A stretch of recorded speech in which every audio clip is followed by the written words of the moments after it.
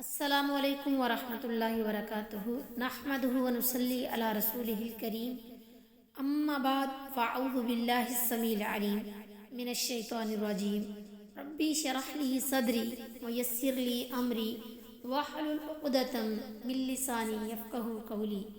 آج کے سبق کا آغاز سورۃ البقرہ کی آیت نمبر 16 یعنی 16 سے کرتے ہیں۔ اعوذ باللہ من الشیطان الرجیم بسم اللہ الرحمن الرحیم۔ اولئک الذین، یہی ہیں وہ لوگ جنہوں نے نشترا، مول لے لی، الضلالۃ، گمراہی، بالہدا، ہدایت کے بدلے، فما ربحت تجارتہم، کوئی فائدہ نہ دیا ان کی تجارت نے ان کو، وما کانوا، اور نہ تھے وہ، مہتدین، ہدایت پانے والے۔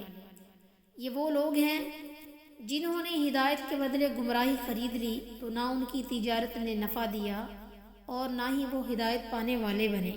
حضرت ابن عباس، ابن مسعود اور دیگر بعض صحابہ رضوان اللہ علیہم اجمعین سے مروی ہے کہ انہوں نے یہ بیان کیا کہ ان لوگوں نے ہدایت چھوڑ دی اور گمراہی لے لی۔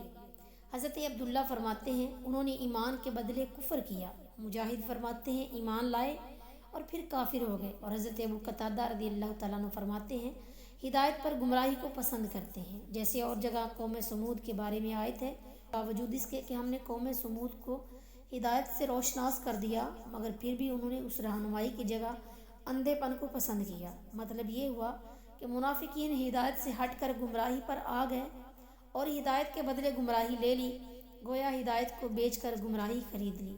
اب ایمان لا کر پھر کافر ہو گئے، خاص سرے سے ایمان ہی نصیب نہ ہوا ہو، اور ان منافقین میں دونوں قسم کے لوگ جو ہیں وہ تھے۔ چنانچہ قرآن مجید میں بھی ہے کہ ذالک بأنہم آمنوا ثم کفروا فطبع علی قلوبہم فہم لا یفقہون۔ یہ اس لیے کہ یہ لوگ ایمان لائے پھر کافر ہو گئے، پس ان کے دلوں پر مہر لگا دی گئی، اور ایسے بھی منافق تھے جنہیں ایمان نصیب ہی نہیں ہوا، بس نہ تو انہیں اس سودے میں فائدہ ہوا نہ راہ ملی، بلکہ ہدایت کے چمنستان سے نکل کر گمراہی کی خارزار میں، جماعت کے مضبوط قلعے سے نکل کر تنہائیوں کی تنگ جیل میں، اور امن کے وسیع میدان سے نکل کر خوف کی اندھیری کوٹڑی میں، اور سنت کے پاکیزہ گلشن سے نکل کر بدعت کے سنسان جنگل میں آ گئے۔